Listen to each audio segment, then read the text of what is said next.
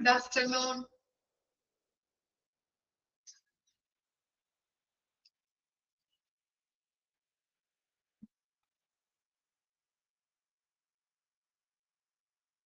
Good afternoon.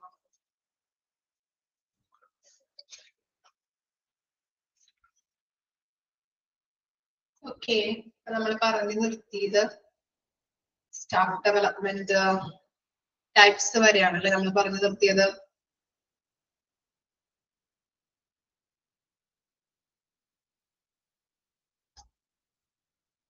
Okay, ഏതൊക്കെ types ആണ് എന്ന് പറയാൻ പറ്റുമോ?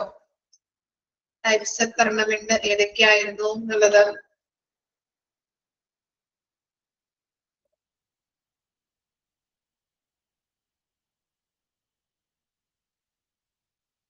ടൈപ്പ് ഏതൊക്കെയായിരുന്നു സ്റ്റാഫ് ഡെവലപ്മെന്റിന്റെ? 4 ടൈപ്സ് ഉണ്ട്. Induction training,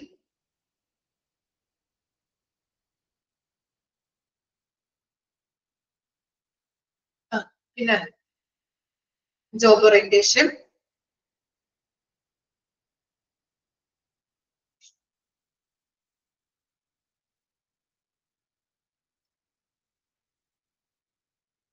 in service education, പിന്നെ ഏതാണ് ലാസ്റ്റ് വൺ?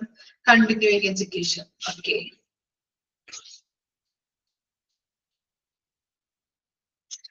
ഓക്കെ. ഇനി നെക്സ്റ്റ് നോക്കാം. നെക്സ്റ്റ് എന്താണ്? Advantages of staff development. Okay, നോക്കാം കേട്ടോ. അഡ്വാൻറ്റേജസ് ഓഫ് സ്റ്റാഫ് ഡെവലപ്മെന്റ് 4 കാര്യങ്ങളാണ്, 4 പോയിന്റ്സ് ആണ് അതിൽ കൊടുത്തിരിക്കുന്നത്. Okay, generate A positive organisational climate. എന്താണ് ജനറേറ്റ് പോസിറ്റീവ് ഓർഗനൈസേഷണൽ ക്ലൈമറ്റ് എന്ന് പറയുമ്പോൾ? എന്തായിരിക്കാം? എന്താണ് അവിടെ ഉദ്ദേശിക്കുന്നത്?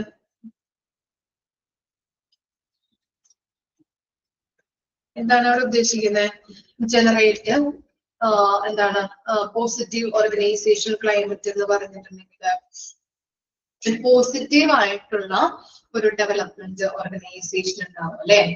പോസിറ്റീവ് ആയിട്ടുള്ള ഒരു അറ്റ്മോസ്ഫിയർ നമുക്ക് എന്താണ് അവിടെ സ്റ്റാഫുകൾക്ക് കൊടുക്കാൻ, സ്റ്റാഫ് ഡെവലപ്മെന്റിലൂടെ നമുക്ക് പോസിറ്റീവ് ആയിട്ടുള്ളൊരു ഡെവലപ്മെന്റ് നമുക്ക് ഓർഗനൈസേഷൻ വഴി കൊടുക്കാനായിട്ട് പറ്റുന്നുണ്ട് അല്ലെ, ഓർഗനൈസേഷൻ ഉണ്ടാവും അല്ലെ. പിന്നെ എന്താണ്? Facilitate open channels of communication. എന്താണ്? ഈ പേഷ്യൻസുമായിട്ട് സ്റ്റാഫ് ഡെവലപ്മെന്റിലൂടെ അവിടെ ഹോസ്പിറ്റലിൽ വരുന്ന പേഷ്യൻസുമായിട്ട് നല്ല രീതിയിൽ ഒരു കമ്മ്യൂണിക്കേഷൻ നടത്താനായിട്ട് സഹായിക്കുന്നുണ്ട് അല്ലെ. സ്റ്റാഫ് ഡെവലപ്മെന്റിലൂടെ ട്രെയിനിങ്ങുകള്, പ്രാക്ടീസുകളൊക്കെ കൊടുത്ത് നഴ്സുമാർക്കായാലും മറ്റ് സ്റ്റാഫുകൾക്കായാലും ഹോസ്പിറ്റലിൽ വരുന്ന പേഷ്യൻസിനോട് എങ്ങനെ പെരുമാറണം, അല്ലെങ്കിൽ എങ്ങനെ ബിഹേവ് ചെയ്യണം, നല്ല രീതിയിൽ കമ്മ്യൂണിക്കേറ്റ് ചെയ്യാനായിട്ട് അതുവഴി ഹെൽപ്പ് ചെയ്യുന്നുണ്ട്. പിന്നെന്താ? Pass over organisation message to workers. എന്താണ് അത് പറയുന്നത്? ഓർഗനൈസേഷന്റെ ഒരു ലക്ഷ്യം ഉണ്ടാവും അല്ലെ. ഏതൊരു ഓർഗനൈസേഷൻ നമ്മൾ സ്റ്റാർട്ടപ്പ് ചെയ്ത് കഴിഞ്ഞിട്ടുണ്ടെങ്കിലും അതിന് എന്തുണ്ട്? ലക്ഷ്യം അല്ലെങ്കിൽ ഗോൾ ഉണ്ടല്ലേ. അതെന്താണ് എന്നുള്ളത് മനസ്സിലാക്കി കൊടുക്കാനായിട്ട് സ്റ്റാഫ് ഡെവലപ്മെന്റിലൂടെ സാധിക്കുന്നുണ്ട് അല്ലെ. നല്ല ഇപ്പൊ ഹോസ്പിറ്റലാണെങ്കിൽ പേഷ്യന്റ് സാറ്റിസ്ഫാക്ഷൻ ആയിരിക്കും അവരുടെ ഗോൾ എന്ന് പറയുന്നത്. സാറ്റിസ്ഫാക്ഷന് വേണ്ടിയിട്ട് നമ്മൾ ട്രെയിനിങ്ങുകൾ കൊടുക്കുന്നുണ്ട്, പ്രാക്ടീസുകൾ ചെയ്യിപ്പിക്കുന്നുണ്ട് അല്ലെ. അതുവഴി ഓർഗനൈസേഷന്റെ ഗോള് വർക്കേഴ്സിനും ഓരോ വർക്കേഴ്സിനും മനസ്സിലാക്കി കൊടുക്കാനായിട്ട് കഴിയുന്നുണ്ട്. പിന്നെ എന്താണ്? Easy access to knowledgeable colleagues through. എന്താ പറയുന്നത്? എന്താണ്? സഹപ്രവർത്തകരുമായിട്ട് അല്ലെ, കൂടെ വർക്ക് ചെയ്യുന്ന സഹപ്രവർത്തകരുമായിട്ട് വർക്ക് ചെയ്യുമ്പോൾ എന്താണ്? നോളജ് ഇംപ്രൂവ് ചെയ്യാനായിട്ട് സാധിക്കുന്നുണ്ട്. ഇപ്പൊ എന്താണ്? നമ്മൾ ഫസ്റ്റ് ആയിട്ട് ജോയിൻ ചെയ്യുന്ന ഒരു വ്യക്തിയാണെങ്കിൽ നമുക്ക് അധികം പ്രാക്ടീസോ എക്സ്പീരിയൻസോ ഒന്നും ഉണ്ടാവില്ല. ഇനി നമ്മുടെ കൂടെ വർക്ക് ചെയ്യുന്ന ആളുകൾക്ക് എന്താണ്? അവർ കൂടുതൽ എക്സ്പീരിയൻസ്ഡ് ആയിരിക്കും, കുറെ കാര്യങ്ങൾ അവർക്ക് അറിയാൻ പറ്റും. അപ്പൊ അവരുടെ കൂടെ വർക്ക് ചെയ്യുമ്പോൾ അവര് നമ്മൾക്ക് കുറെ കാര്യങ്ങൾ പറഞ്ഞു തരാറുണ്ട്, ഗൈഡൻസ് തരും, മോട്ടിവേഷൻ തരും അല്ലെ. അപ്പൊ അങ്ങനെ നമുക്ക് ഓരോ കാര്യങ്ങളും അവരുടെ കയ്യിൽ നിന്നുള്ള ഡയറക്ഷൻ കിട്ടുന്നതിലൂടെ നമുക്ക് നോളജ് ഇംപ്രൂവ് ചെയ്യാനായിട്ട് പറ്റും. ഓക്കെ, ഇത്തരം കാര്യങ്ങളാണ് ഡെവലപ്മെന്റ് ഓഫ് സ്റ്റാഫ് ഡെവലപ്മെന്റ് എന്ന് പറയുന്നത്. അഡ്വാൻറ്റേജസ് ഓഫ് സ്റ്റാഫ് ഡെവലപ്മെന്റ് എന്ന് പറയുന്നത്. generate a positive organizational climate, facilitate the open channel of communication, pass over organizational message to workers, easy access to knowledgeable colleagues. Okay, 4 കാര്യങ്ങളാണ്. Clear ആണോ 4 കാര്യങ്ങളും? ഇനി next ആണ് എന്താ role of administrator in staff development. ആരാണ് administrator? ആരായിരിക്കും administrator എന്ന് പറഞ്ഞാല്? ആരാണ്? നഴ്സാണോ? ഡോക്ടറാണോ? ആരാ അഡ്മിനിസ്ട്രേറ്റർ? മാനേജർ അല്ലെ, എന്താണ് മേലധികാരികളാണ് അല്ലെ. ഏറ്റവും ഹോസ്പിറ്റലിന്റെ ടോപ്പ് പൊസിഷനിൽ നിൽക്കുന്ന വ്യക്തികള് അല്ലെ, അഡ്മിനിസ്ട്രേറ്റീവ് വർക്ക് കാര്യങ്ങൾ ചെയ്യുന്നവർ അല്ലെ, അവരാണ് ഓരോ ഡിപ്പാർട്ട്മെന്റിന്റെ പോളിസീസ് പ്രൊസീജിയേഴ്സ് ഗൈഡ് ലൈൻസ് ഒക്കെ പ്രിപ്പയർ ചെയ്ത് തരുന്നത്. അപ്പൊ അവരാണ് ഏറ്റവും ടോപ്പ് പൊസിഷനിൽ നിൽക്കുന്ന ഏരിയാസ് എന്ന് പറയുന്നത്. അപ്പൊ അവരുടെ റോൾ എന്താണ് സ്റ്റാഫ് ഡെവലപ്മെന്റില്? അവരുടെ റോൾ എന്താണെന്നാണ് 4 കാര്യങ്ങളിലൂടെ കൊടുത്തിരിക്കുന്നത്. എന്താണെന്ന് നോക്കാം. Use principle of living when helping employees to learn new skills or informations. എന്താണ്?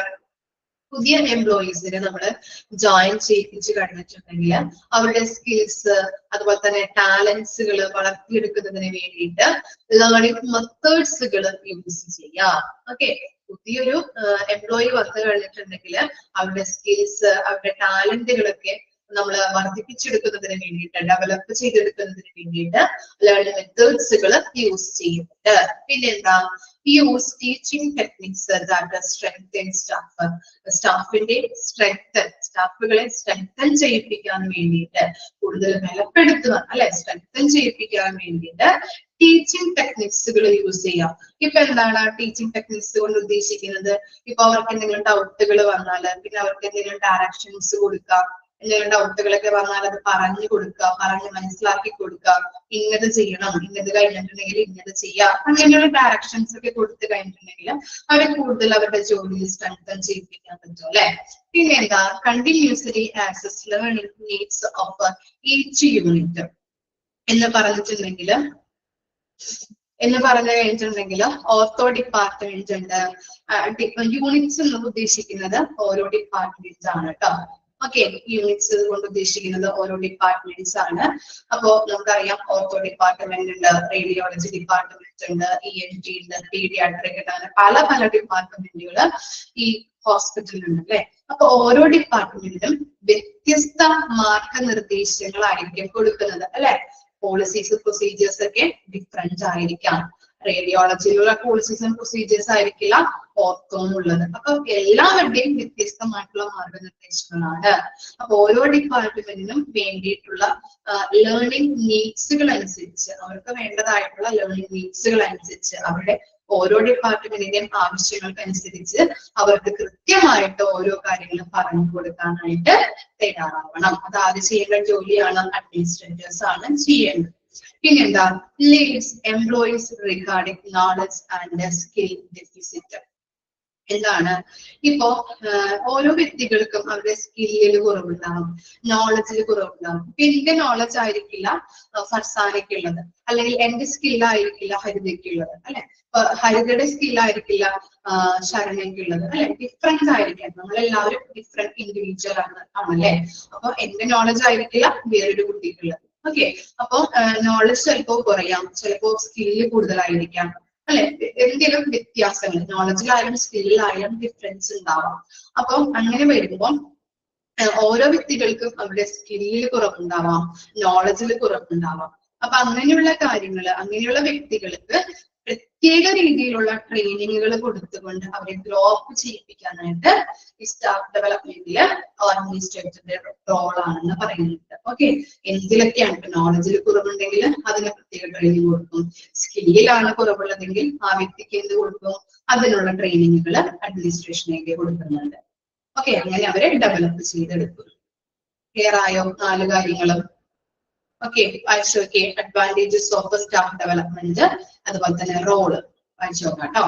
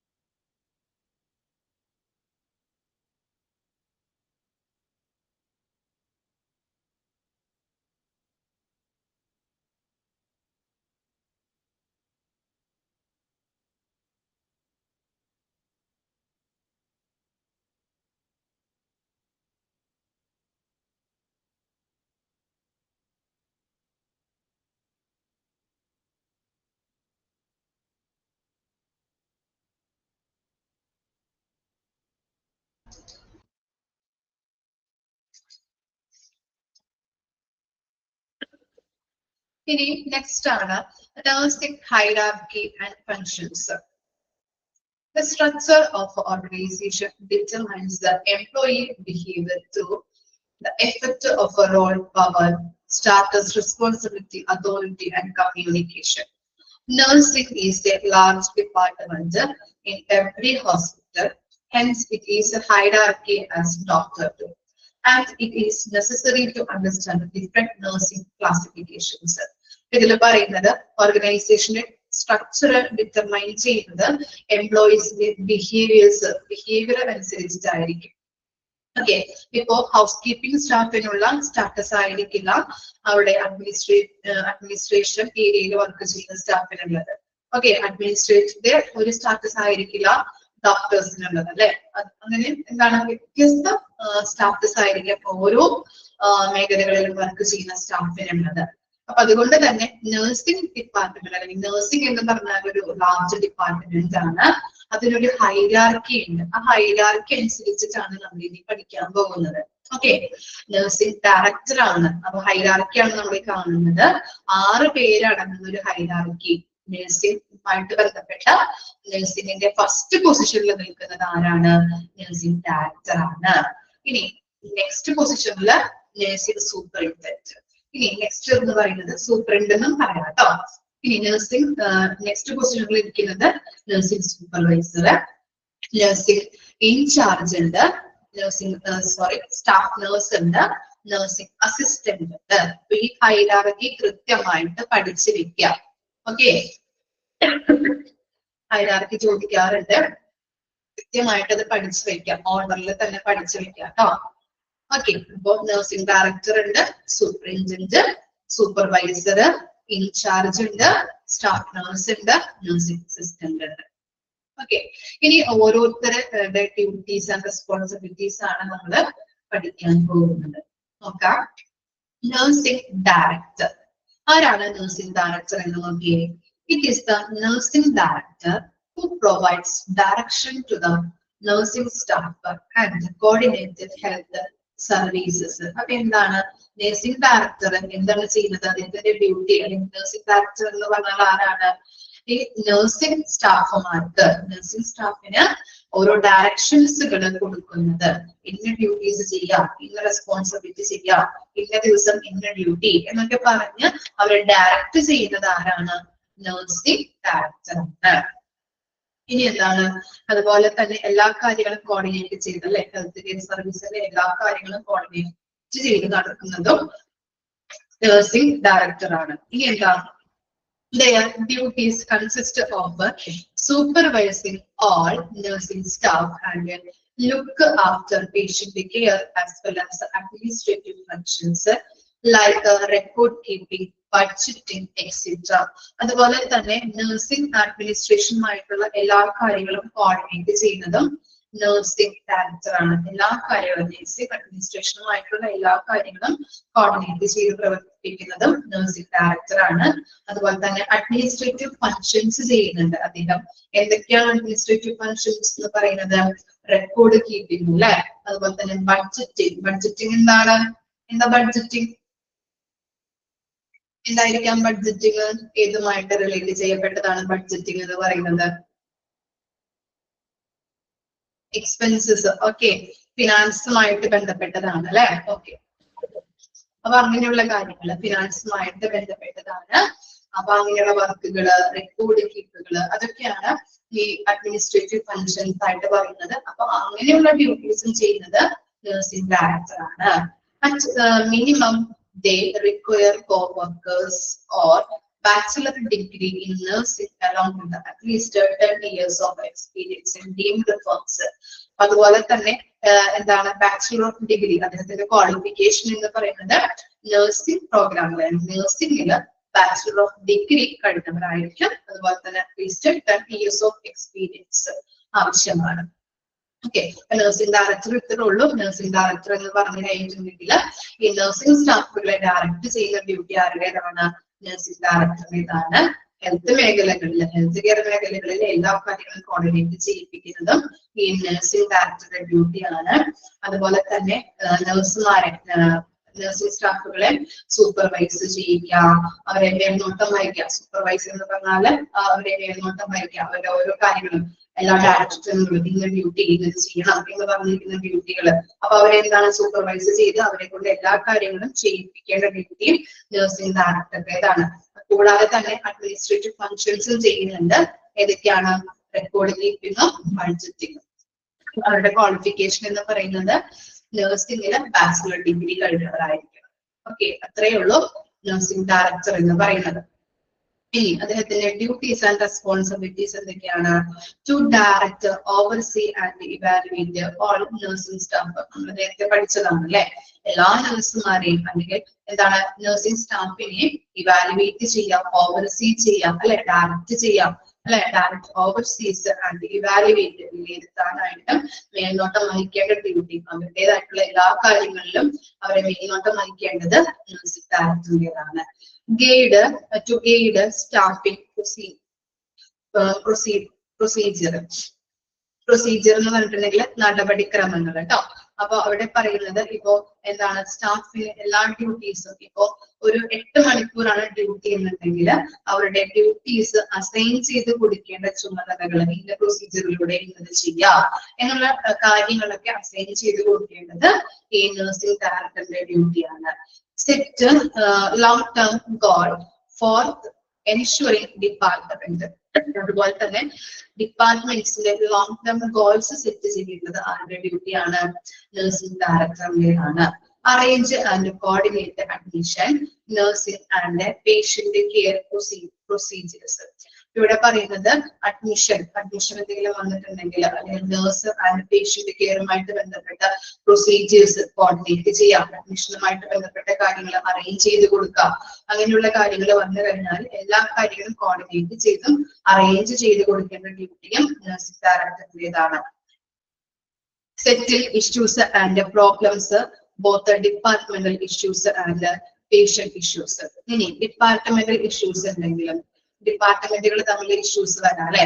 അതുപോലെ തന്നെ പേഷ്യന്റ് ഇഷ്യൂസ്, ഇപ്പൊ നേഴ്സും പേഷ്യന്റ് തമ്മിലുള്ള ഇഷ്യൂസ് എന്തെങ്കിലും ഉണ്ടായിട്ടുണ്ടെങ്കിൽ അതൊക്കെ സെറ്റിൽ ചെയ്ത് സോൾവ് ചെയ്ത് ഒരു സൊല്യൂഷൻ കണ്ടെത്തി ആ പ്രോബ്ലം സോൾവ് ചെയ്ത് കൊടുക്കേണ്ട ഡ്യൂട്ടിയും നഴ്സിംഗ് ഡയറക്ടറിന്റേതാണ്.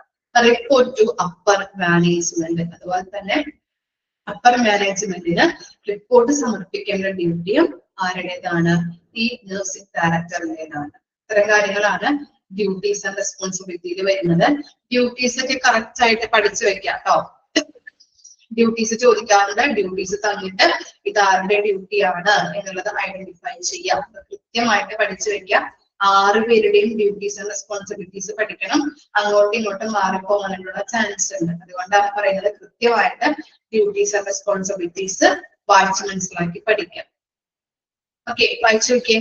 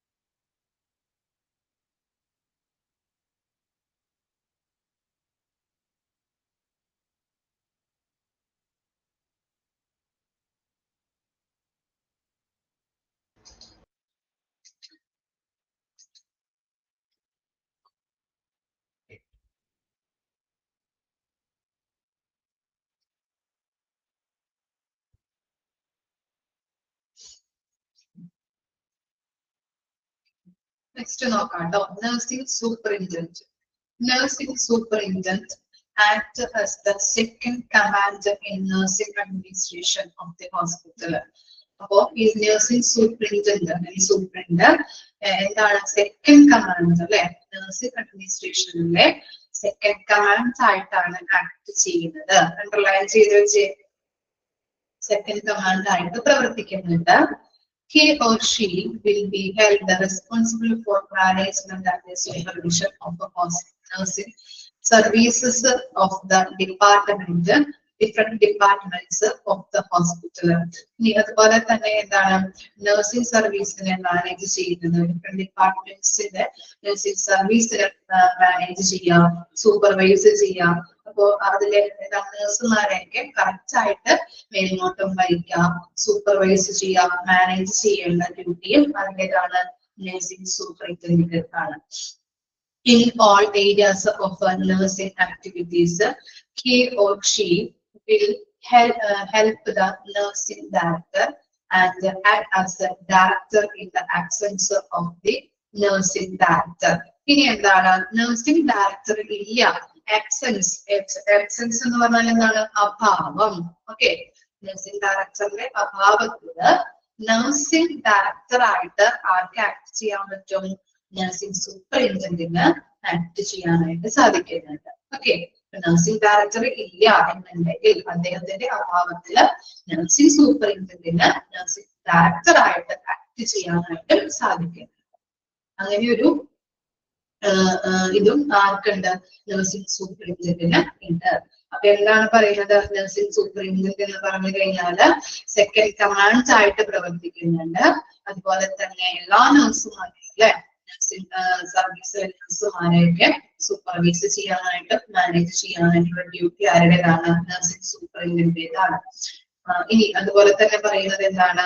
നഴ്സിംഗ് ഡയറക്ടർ ഇല്ലാത്ത ഒരു അഭാവത്തിൽ അദ്ദേഹത്തിന്റെ ആബ്സെൻസില് അദ്ദേഹമായിട്ട് നഴ്സിംഗ് ഡയറക്ടറായിട്ട് ആക്ട് ചെയ്യാനായിട്ട് ആർക്ക് അവകാശമുണ്ടെന്ന് പറയുന്നത്? നഴ്സിംഗ് സൂപ്പറിൻറ്റൻഡന്റിന് അവകാശമുണ്ട്.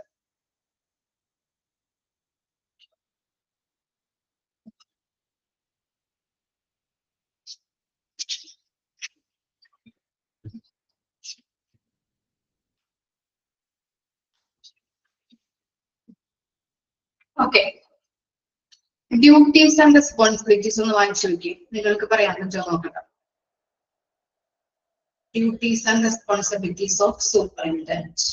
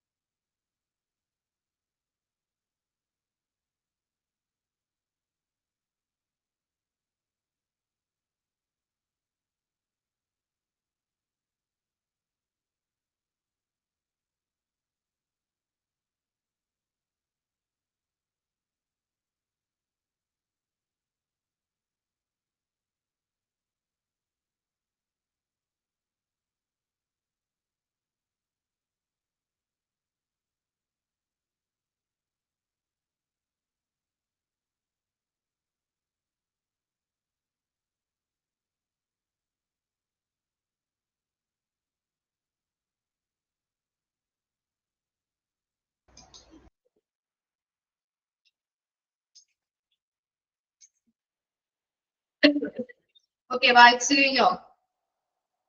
ആര് പറയും ഡ്യൂട്ടീസ് ആൻഡ് റെസ്പോൺസിബിലിറ്റി? ആര് എക്സ്പ്ലെയിൻ ചെയ്യാൻ?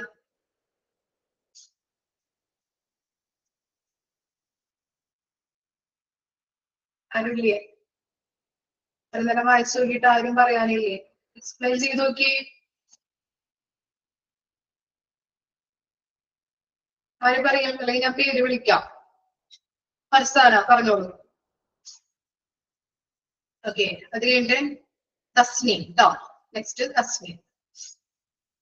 ഹരിത പറയോ? ഓക്കെ ഓക്കെ ഓക്കെ, മിസ് മറന്നുപോയി. ആ, ഫർസാന പറഞ്ഞോളൂ. നഴ്സിംഗ് ഡയറക്ടറുടെ വർക്കിൽ ഹെൽപ്പ് ചെയ്യും. First point. ദെൻ നഴ്സുമാരുടെ റൊട്ടേഷൻ കാര്യങ്ങളെല്ലാം ചെക്ക് നോക്കുന്ന ആളാണ് നഴ്സിംഗ് സൂപ്രണ്ടന്റ്. അതുപോലെ തന്നെ ഡ്യൂട്ടി നഴ്സസിന്റെ നഴ്സിംഗ് ഇൻചാർജിന്റെ എല്ലാം കാര്യങ്ങളും ചെക്ക് ചെയ്യുന്ന ആളാണ്. നൈറ്റ് സൂപ്പർവൈസേഴ്സിന്റെ റിപ്പോർട്ടും സൂപ്രണ്ടാണ് കൈകാര്യം ചെയ്യുന്നത്. ഡേ ടൈമിൽ അവര് നൈറ്റ് വർക്കേഴ്സിന്റെ റിപ്പോർട്ട് അവര് സൂപ്രണ്ടിന് സബ്മിറ്റ് ചെയ്യണം. ദെൻ സ്റ്റാഫ് മീറ്റിംഗ്, എല്ലാ ദിവസമുള്ള സ്റ്റാഫ് മീറ്റിംഗ് ഓർഗനൈസ് ചെയ്യണം. ദെൻ സ്റ്റാഫ് റെക്കോർഡ് കാര്യങ്ങളെല്ലാം സ്റ്റാഫ് സ്റ്റാറ്റിക്സും അവരുടെ എഡ്യൂക്കേഷൻ പ്രോഗ്രാമായ എല്ലാ റെക്കോർഡുകളും കാര്യങ്ങളും സൂപ്രണ്ടാണ് ഹാൻഡിൽ ചെയ്യേണ്ടത്. അതുപോലെ തന്നെ നഴ്സിംഗ് ഇൻചാർജിന്റെ അസിസ്റ്റൻസോടുകൂടി വാർഡുകളിലുള്ള ക്ലീൻലിനെസ്സും അവരുടെ നീറ്റ്നെസ്സും എല്ലാം പരിശോധിക്കേണ്ടതും സൂപ്പർവൈസ് ചെയ്യേണ്ടതും സൂപ്രണ്ടാണ്. ഓൾസോ ഹോസ്പിറ്റൽ പോളിസീസും സർവീസും അനുസരിച്ചുള്ള നഴ്സിംഗ് കെയർ ആക്ടിവിറ്റീസ് പ്ലാൻ ചെയ്യേണ്ടതും nursing സൂപ്രണ്ടിനാണ്.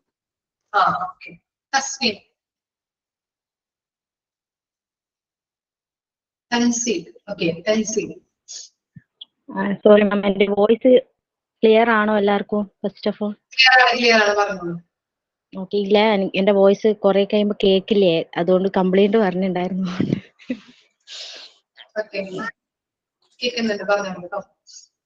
Okay, duties and responsibility nursing superintendent.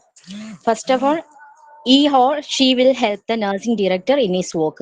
അതായത് നഴ്സിംഗ് ഡയറക്ടറിന്റെ വർക്കിൽ ഇവരും ഭയങ്കരമായിട്ടുള്ള ഒരു ഹെൽപ്പ് ചെയ്യുന്നുണ്ട്. Next one, accountable for master rotation of nurses. അതായത് നഴ്സുമാരുടെ റൊട്ടേഷൻ വർക്ക് ഒക്കെ മാനേജ് ചെയ്യുന്നത് ഈ നഴ്സിംഗ് സൂപ്രണ്ടന്റ് ആണ്.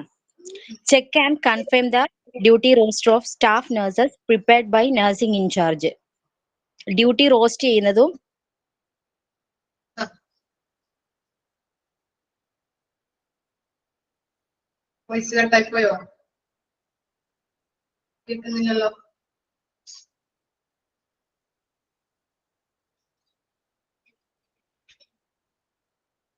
ഓക്കെ, വേറെ ആര് പറയും? ശരണ്യ.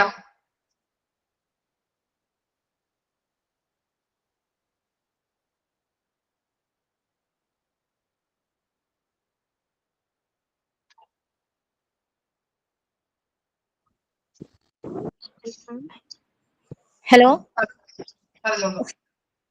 സോറി മാം, വോയിസ് കട്ടായി പോയി, എനിക്കൊന്നും കേൾക്കുന്നില്ല.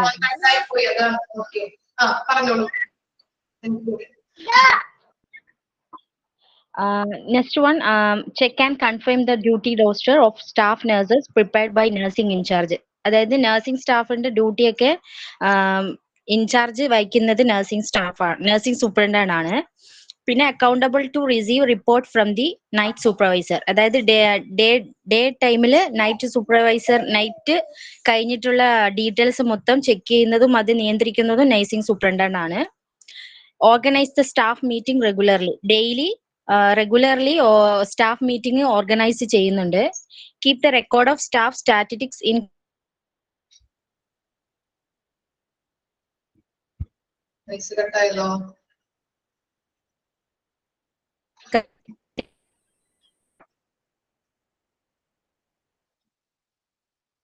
ഓക്കെ, നമുക്ക് നോക്കാം കേട്ടോ.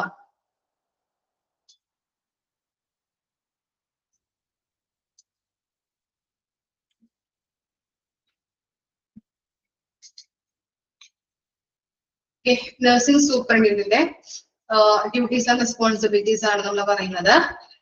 He or she will be help the nursing director in his work. അല്ലെ, നമ്മൾ പറയുന്ന പോലെ തന്നെ ഇദ്ദേഹത്തിന്റെ വർക്കില് ഈ നഴ്സിംഗ് ഡയറക്ടറിന്റെ വർക്കില് സഹായിക്കുന്നുണ്ട്. Accountable for master rotation of nurses. എന്താണ് മാസ്റ്റർ റൊട്ടേഷൻ എന്ന് പറഞ്ഞാല്? മാസ്റ്റർ റൊട്ടേഷൻ എന്ന് പറഞ്ഞിട്ടുണ്ടെങ്കിൽ ഇപ്പോ എക്സാമ്പിൾ പറയാം, കാർഡിയാക് ICU ഉണ്ട്, അതുപോലെ തന്നെ മെഡിക്കൽ ICU ഉണ്ട്. കാർഡിയാക് ICUയില് സ്റ്റാഫുകള്, നഴ്സ് സ്റ്റാഫുകൾ കുറവാണ്. അപ്പൊ എന്ത് ചെയ്യും? ഈ മെഡിക്കൽ ICUയിലാണെങ്കിൽ നഴ്സ് സ്റ്റാഫുകൾ കൂടുതലാണ്. അപ്പോൾ നമ്മൾ തീവ്രമായിട്ട് പരിചരണം കൊടുക്കേണ്ടത് കാർഡിയാക് ICUയിലായതുകൊണ്ട് തന്നെ മെഡിക്കൽ ICUയിൽ നിന്ന് കൂടുതലാണെന്ന് പറഞ്ഞല്ലോ, കൂടുതലുള്ള നഴ്സുമാരെ എന്ത് ചെയ്യുന്നുണ്ട്? കാർഡിയാക് ICUയിലോട്ട് ഷിഫ്റ്റ് ചെയ്യുന്നു. അതാണ് മാസ്റ്റർ റൊട്ടേഷൻ എന്ന് പറയുന്നത്. ഓക്കെ, അത്തരത്തിലുള്ള കാര്യങ്ങള് കൺഫേം ചെയ്യാം, ചെക്ക് ചെയ്യേണ്ട ഡ്യൂട്ടി ആരുടേതാണ്? നഴ്സിംഗ് സൂപ്രണ്ടന്റിന്റേതാണ്. ഇനി അതുപോലെ തന്നെ എന്താണ്? Accountable to check and confirm the duty roster. Duty roster എന്താണെന്ന് ഉദ്ദേശിക്കുന്നത് പറഞ്ഞു തരാം കേട്ടോ. Duty roster of staff nurses prepared by nursing incharge. എന്താണ് ഡ്യൂട്ടി റോസ്റ്റർ എന്ന് പറഞ്ഞാല്? ഗസ് ചെയ്യാൻ പറ്റുമോ? ഡ്യൂട്ടി റോസ്റ്റർ വാക്കിൽ തന്നെയുണ്ട്. എന്തായിരിക്കാം ഡ്യൂട്ടി റോസ്റ്റർ എന്ന് പറഞ്ഞാല്? എന്തെങ്കിലും ഗസ് ചെയ്യാൻ പറ്റുമോ?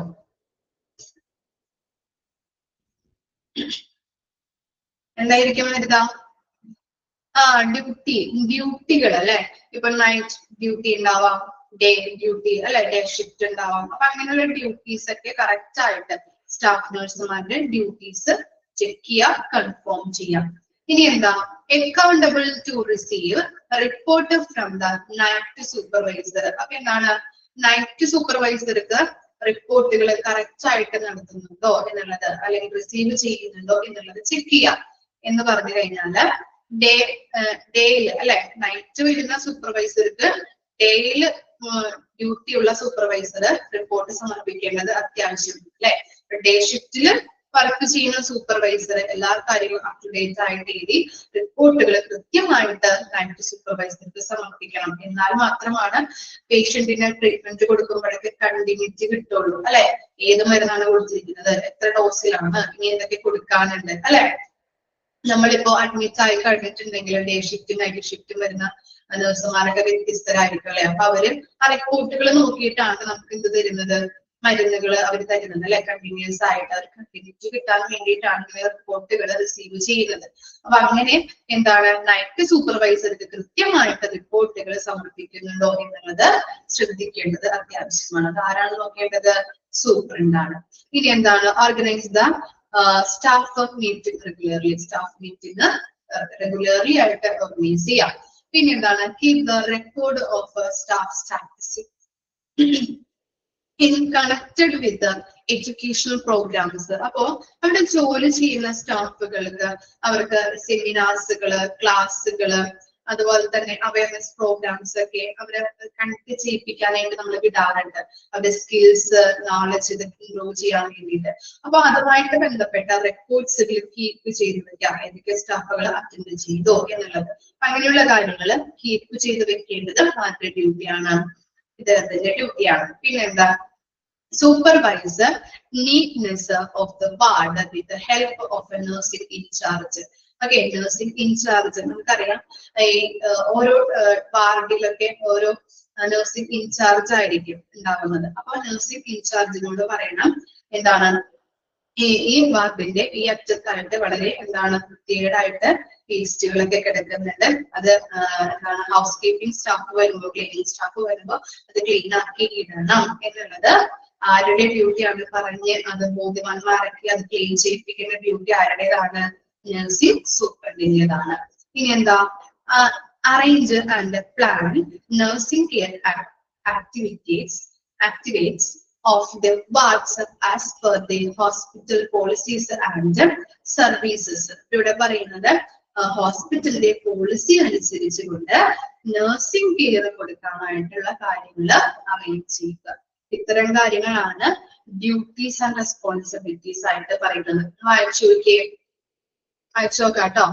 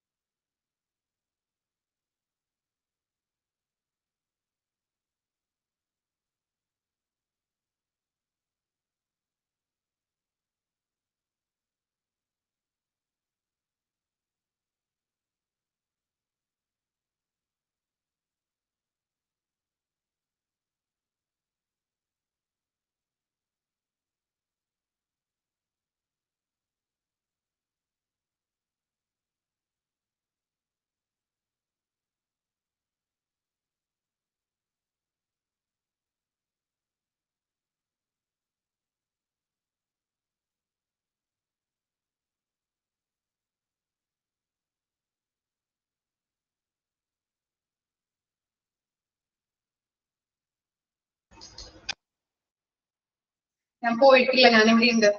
അയച്ചേലോ?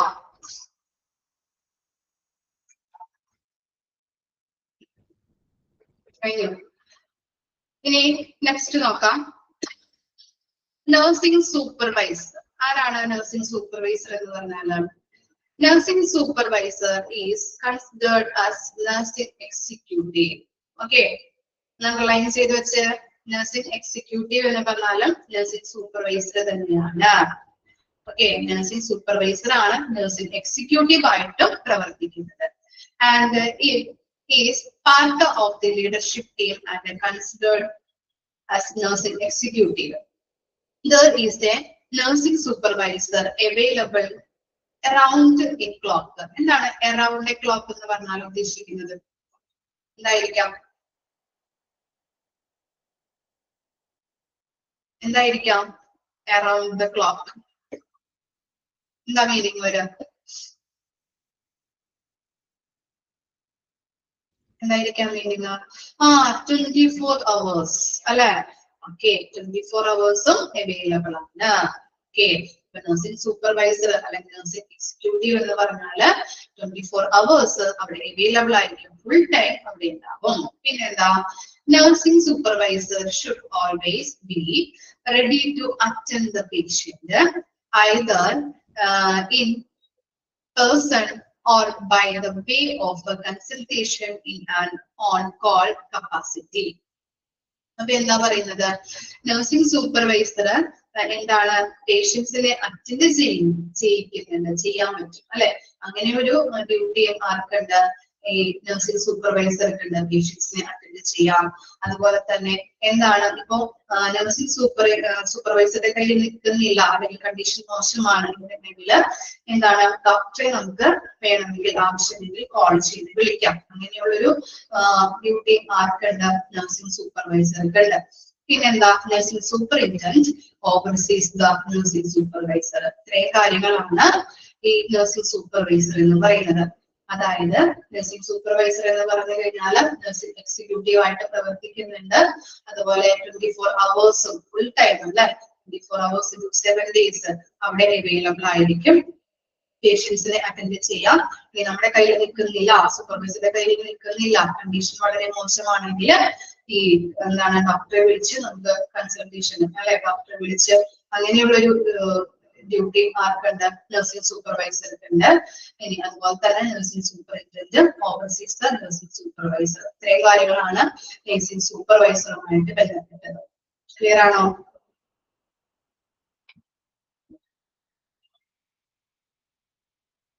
Duties and responsibilities. First one, to select, orient, train, assign, schedule, coaching, counseling and discipline employees. എന്താണ്, to select, orient, train, assign, schedule, coaching, counseling and discipline employees. എന്താണ്, ഈ ഓരോ നഴ്സുമാരെയും അല്ലെ, ഓരോ റെസ്പോൺസിബിലിറ്റി കൊടുക്കുന്നതിന് വേണ്ടിയിട്ട് നഴ്സുമാരെ സെലക്ട് ചെയ്യാം. അതുപോലെ തന്നെ അവയർനെസ് കൊടുക്കുക, അവർക്ക് ട്രെയിനിങ്ങുകൾ പ്രൊവൈഡ് ചെയ്യാം, ഡ്യൂട്ടീസുകൾ അസൈൻ ചെയ്ത് കൊടുക്കുക, കൗൺസിലുകൾ, ഷെഡ്യൂൾസ് ചെയ്യുക, അങ്ങനെയുള്ള കാര്യങ്ങൾ ചെയ്ത് കൊടുക്കേണ്ട ഡ്യൂട്ടി നഴ്സിംഗ് സൂപ്പർവൈസറിന്റേതാണ്. Meet operational standards by donating information to strategic plans and procedures. എന്താണ്, ഇപ്പൊ ഒരു ഹോസ്പിറ്റൽ ഒരു പുതിയൊരു ടെക്നോളജി കൊണ്ടുവരാൻ പോകുന്നത്. അപ്പൊ എന്താണ്, അതിനകത്ത് ചില തന്ത്രപരമായിട്ടുള്ള കാര്യങ്ങളൊക്കെ നമുക്ക് നമ്മളുടെ ഡിസിഷൻസ് അല്ലെങ്കിൽ നമ്മളെ അഡ്വൈസ് ഒക്കെ നമ്മളോട് ചോദിക്കാറുണ്ട് അല്ലെ. ഓർഗനൈസേഷനിൽ അങ്ങനെയുള്ള കാര്യങ്ങളൊക്കെ നടപ്പിലാക്കുമ്പോൾ നിങ്ങളുടെ അഭിപ്രായം എന്താണ്, നമ്മളുടെ അഭിപ്രായം നമ്മളൊക്കെ പറയും അല്ലെ. അപ്പൊ ഈ നഴ്സിംഗ് സൂപ്പർവൈസർക്ക് എന്തുണ്ട്, അങ്ങനെയുള്ള അഡ്വൈസ് കൊടുക്കാനായിട്ട്, സ്ട്രാറ്റജിക് പ്ലാൻസുകൾ കൊടുക്കാനായിട്ടുള്ള ഒരു എന്താണ് അവകാശവും കൂടി അല്ലെങ്കിൽ അങ്ങനെയുള്ള ഡ്യൂട്ടി കൂടി ആർക്കുണ്ട്, സൂപ്പർവൈസർക്ക് ഉണ്ട്. Maintain nursing principles and right norms, policies and procedures. Nursing principles, അതുപോലെ തന്നെ പ്ലാൻസ്, പോളിസീസ്, പ്രൊസീജിയേഴ്സ്, നോംസുകൾ അല്ലെ, മാനദണ്ഡങ്ങൾ, നയങ്ങൾ, നടപടിക്രമങ്ങള്, പ്രിൻസിപ്പിൾസുകൾ, നഴ്സിംഗുമായിട്ട് ബന്ധപ്പെട്ട എല്ലാ കാര്യങ്ങളും എന്ത് ചെയ്യണം, മെയിൻറ്റെയിൻ ചെയ്യാം. പിന്നെ എന്താണ്, identify patient service needs by establishing personal relationship. എന്താണ്, പേഷ്യൻസുമായിട്ടുള്ള ഒരു പേഴ്സണൽ റിലേഷൻഷിപ്പ് മെയിൻറ്റെയിൻ ചെയ്ത് പോവുക, അവരുടെ ആവശ്യങ്ങൾ മനസ്സിലാക്കി, അവരുടെ നീഡ്സ് മനസ്സിലാക്കി, അവരുമായിട്ട് നല്ല രീതിയിലുള്ള കമ്മ്യൂണിക്കേഷൻ നമ്മൾ മെയിൻറ്റെയിൻ ചെയ്തു പോകണം പേഷ്യൻസുമായിട്ട്. അപ്പൊ അങ്ങനെയുള്ള ഡ്യൂട്ടി ആർക്കുണ്ട്, സൂപ്പർവൈസർക്ക് ഉണ്ട്. Provide information need to patient and health care team.